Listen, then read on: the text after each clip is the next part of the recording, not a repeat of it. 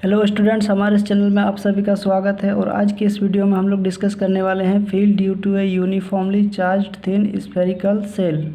एक uniformly charged thin spherical shell है, इसको हम लोग होलो स्फीयर भी बोल सकते हैं, जो बहुत ही थिन है और अंदर से खोखला है। और मान लेते हैं कि सरफेस पे जो चार्जेस का डेंसिटी है वो सिग्मा है, यानी सरफेस चार्ज डेंसिटी सिग्मा। और मान लेते हैं कि इस पर पॉजिटिव चार्जेस यूनिफॉर्मली डिस्ट्रीब्यूटेड है। सिग्मा को हम लोग बोलते हैं सरफेस चार्ज डेंसिटी।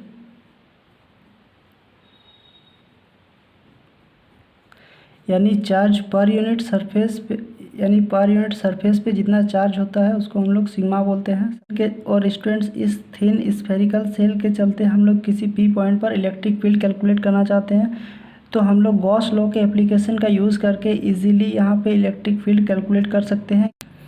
क्योंकि हम लोग यहाँ पे देख सकते हैं कि ये जो सरफेस है वो स्फेरिकल सिमेट्रिक है। तो स्टूडेंट्स, गॉस लॉ के एप्लीकेशन यूज़ करने के लिए हम एक गॉसियन सरफेस कंसीडर कर सकते हैं। और मान लेते हैं कि सेंटर से गॉसियन सरफेस का जो डिस्टेंस है वो आर है। तो ये जो गॉसियन सरफेस ये स्फेरिकल सिमेट्रिक है, यानी हम लोग किसी भी पॉइंट्स की बात करेंगे इस स्फीयर के सरफेस पर, वो सेंटर से आर डिस्टेंस पर ही होगा। और अगर हम लोग इस पी पॉइंट पर इलेक्ट्रिक फील्ड के डायरेक्शन का बात करें तो वो भी रेडियली आउटवर्ड होगा, यानी रेडियस वेक्टर के डायरेक्शन के अलोंग होगा। और इलेक्ट्रिक फील्ड का जो वैल्यू होगा इस गॉसियन सरफेस के हर एक पॉइंट पर कांस्टेंट होगा, क्योंकि इलेक्ट्रिक फील्ड का जो वैल्यू होता है वो रेडियस पे डिपेंड करता है। और हम लोग यहाँ से देख सकते हैं कि इस सेंटर से ये जो गॉसियन सरफेस का डिस्टेंस है वो आर डिस्टेंस पर है, यानी यहाँ भी अगर हम लोग कोई पॉइंट्स कंसीडर करें तो यहाँ से भी सेंटर का डिस्टेंस आर ही होगा। तो इस तरह से गॉसियन सरफेस के हर एक पॉइंट पर इलेक्ट्रिक फील्ड का जो वैल्यू होगा वो कांस्टेंट होगा, और उसका जो डायरेक्शन होगा, इलेक्ट्रिक फील्ड का जो डायरेक्शन होगा वो रेडियली आउटवर्ड होगा। तो यहाँ से अगर हम लोग एक एलिमेंट्री सरफेस की बात करें, यानी यहाँ अगर हम लोग एक एरिया एलिमेंट मान ले डी एस, तो एरिया वेक्टर भी जो होता है वो सरफेस के परपेंडिकुलर होता है।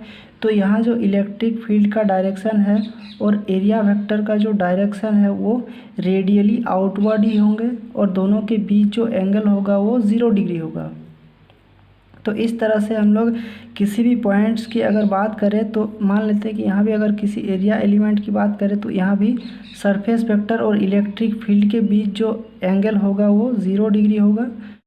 तो इस गॉसियन सरफेस के हर एक पॉइंट पर इलेक्ट्रिक फील्ड और एरिया वेक्टर का डायरेक्शन सेम होगा।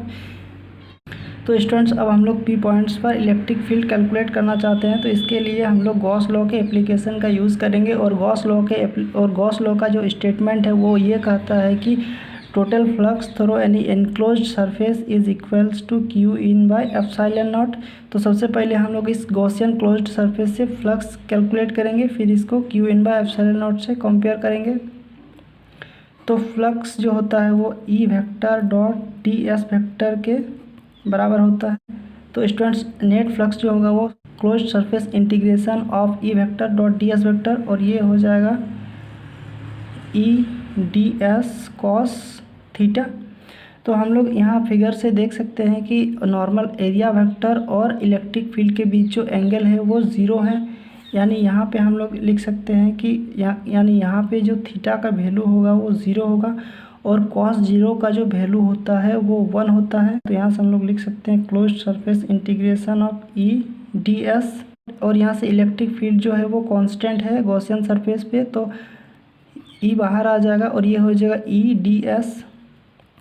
और ये जो डी एस है ये एरिया एलिमेंट है। अगर हम लोग इस तरह के और भी एरिया एलिमेंट को ऐड करेंगे तो ये जो गॉसियन सरफेस है इसका वैल्यू आ जाएगा। और ये गॉसियन सरफेस जो है ये स्फेरिकल इन शेप है, तो इसका जो सरफेस एरिया होगा वो 4 पाई आर स्क्वायर। तो यहाँ से हम लोग लिख सकते हैं E into 4 pi R square, और ये फ्लक्स हो गया।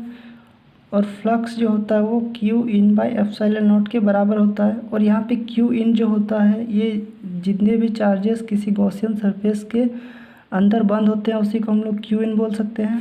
तो यहाँ फिगर से हम लोग देख सकते हैं कि यहाँ पे इस सेल के जो सरफेस है इसके सरफेस पे जो चार्जेस का डेंसिटी है वो सिग्मा है। तो अगर हम लोग इस सिग्मा को इस सरफेस से मल्टीप्लाई कर देंगे तो टोटल चार्जेस निकल जाएंगे, क्योंकि Q equal to sigma into A होता है। और ये सिग्मा जो है ये सरफेस चार्ज डेंसिटी हो गया और ये एरिया हो गया।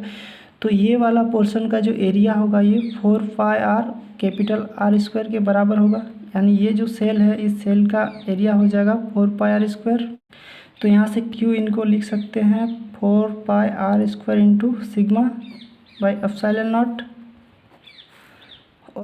और फाई जो है ये E into 4 pi R square के बराबर है, 4 pi R square sigma by epsilon naught. और यहाँ से हम लोग 4 पाई को काट सकते हैं, तो E जो होगा वो sigma into R square by epsilon naught R square के बराबर होगा। और अगर हम लोग यहाँ पे ये कंसीडर करें कि जो स्फेरिकल सेल है उस पर जो टोटल चार्ज है वो Q है, तो इस टोटल चार्ज को हम लोग लिख सकते हैं sigma into 4 pi R square अगर इसका रेडियस r है। और यहाँ से सिग्मा का जो वैल्यू है वो सिग्मा हो जाएगा चार्ज 4 पाई आर स्क्वायर।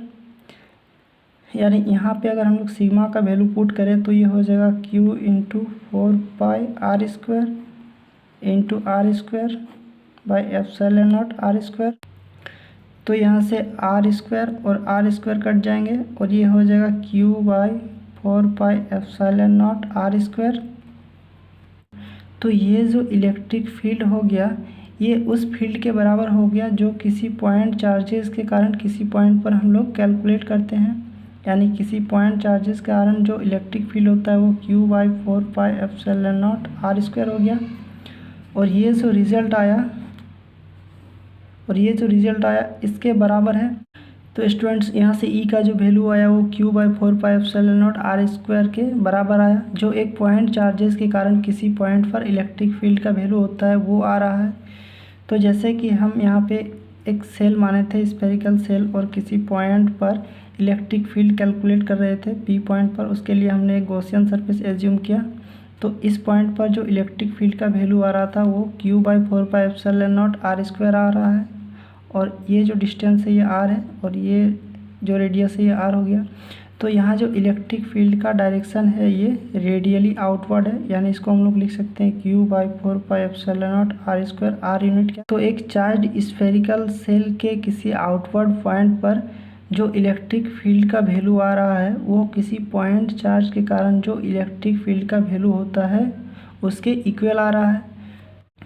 तो स्टूडेंट्स पहले हमने इस चार्ज सेल के किसी आउटवर्ड पॉइंट पर इलेक्ट्रिक फील्ड कैलकुलेट किया। अब हम लोग इस सेल के किसी इनवर्ड पॉइंट पर मान लेते हैं P पॉइंट हो गया ये, इस पर इलेक्ट्रिक फील्ड का वैल्यू कैलकुलेट करना चाहते हैं। तो इसके लिए भी हम लोग एक गॉसियन सरफेस एज्यूम कर सकते हैं और मान लेते हैं कि इलेक्ट्रिक फील्ड का जो डायरेक्शन होगा इस सरफेस पे, इस गॉसियन सरफेस पे ये भी रेडियली आउटवर्ड होगा।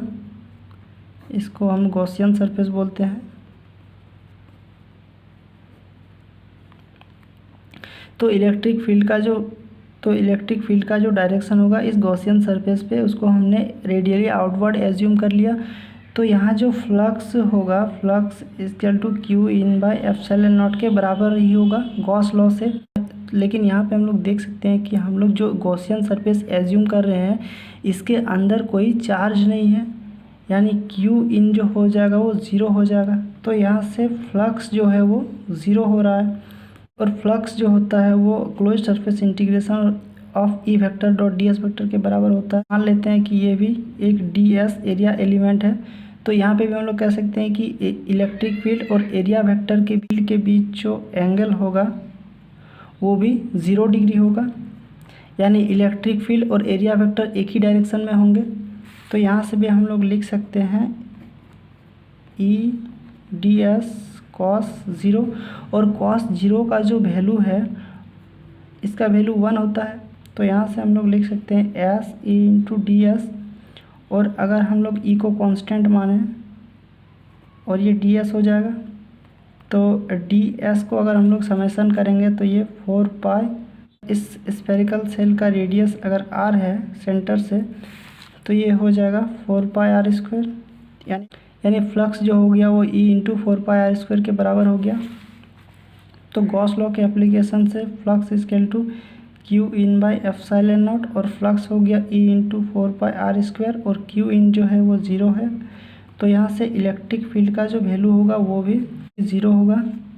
यानी हम लोग यहाँ से कह सकते हैं कि किसी स्फेरिकल सेल के अंदर जो इलेक्ट्रिक फील्ड होगा वो 0 होगा। तो स्टूडेंट्स, यहाँ पर हमने 2 केसेस पर डिस्कस किए कि एक चार्ज्ड सेल जो है उसके आउटवर्ड किसी पॉइंट पर इलेक्ट्रिक फील्ड का जो वैल्यू होगा वो कितना होगा, और किसी पी पॉइंट पर यानी सेल के अंदर इलेक्ट्रिक फील्ड का वैल्यू कितना होगा। तो हम लोग यहाँ देख सकते हैं कि इस सेल के आउटवर्ड पॉइंट पर जो इलेक्ट्रिक फील्ड का वैल्यू है वो E vector equal to Q by 4πε0 r² r unit cap के बराबर है, और सेल के अंदर जो इलेक्ट्रिक फील्ड का वैल्यू हो रहा है वो 0 हो रहा है। और किसी पॉइंट चार्जेस के कारण जो इलेक्ट्रिक फील्ड होता है किसी पॉइंट पर वो E equal to Q by 4πε0 r² है, और ये जो दोनों फील्ड है ये इक्विवेलेंट, यानी चार्ज स्फेरिकल सेल के किसी आउटवर्ड पॉइंट पर जो इलेक्ट्रिक फील्ड का वैल्यू है वो पॉइंट चार्जेस के कारण भी जो इलेक्ट्रिक फील्ड हो रहा है उसके बराबर है। तो जब हम लोग किसी आउटवर्ड पॉइंट से इस इलेक्ट्रिक फील्ड को ऑब्जर्व करते हैं तो हमको लगता है कि इस सेल के जो सारे चार्जेस हैं वो सेंटर पे डिस्ट्रीब्यूटेड है, क्योंकि यहाँ हम लोग देख सकते हैं कि ये इलेक्ट्रिक फील्ड जो है वो रेडियस पे डिपेंड कर रहा है, और ये जो रेडियस है वो सेंटर से पी तक का डिस्टेंस है। तो स्टूडेंट्स, आई होप कि ये वीडियो आपको अच्छा लगा होगा, और इस तरह के और भी वीडियोस के लिए हमारे इस चैनल को सब्सक्राइब कर लीजिए, और लाइक और कमेंट ज़रूर करें अगर आपके मन में कोई डाउट हो तो। Thank you.